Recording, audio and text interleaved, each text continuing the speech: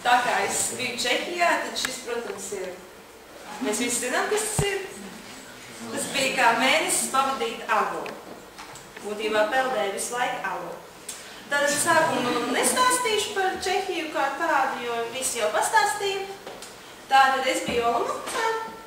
Tā ir ļoti skaista pilsēta ar ļoti daudzām struktūrām. Ļoti daudzām. Tur vispār vecpilsēta ir ļoti skaista. Es tātad dzīvoju Olomoucā.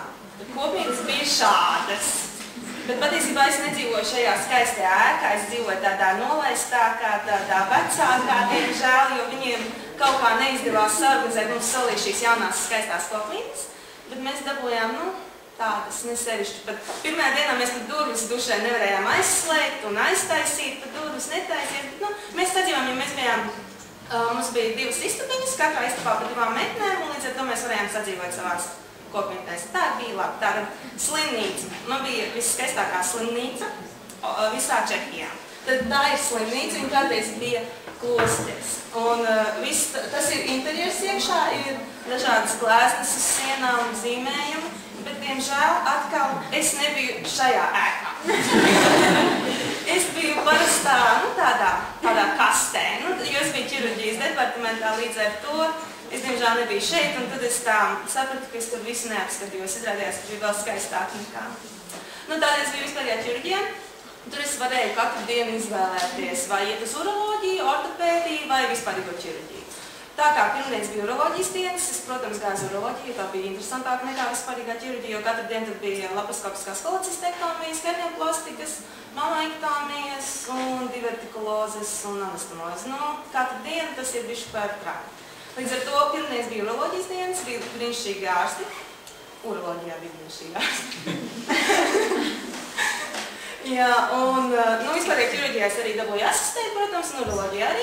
Ortopēdijā arī es varēju asistēt, un ortopēdijā tur arī bija forši ārsti, bet tur man arī apnika katru dienu bija gūžas operācijas un ceļu operācijas. Tādēļ es gāju uz uroloģiju. Tā. Tā sociāla programma bija ļoti aktīva. Katru vakaru mēs gājām uz krogu. Tas ir normāli Čehijā. Jā, vienmēr alus, un arī sociālā programmā, ka mēs bijām samaksājuši par to programmu, un vienmēr bija viena ēdienreize, un tajā varējām izvēlēties, ko mēs dzersim klāt savam ēdienam. Alu, kofolu, kas ir kā viņu tur tradicionālais dzēriens, kas garšo, man negaršo, un alus. Protams, man alus negaršo, bet dzert ūdeni restorānā nav sevišķi forši, līdz ar to es ņēmu alu.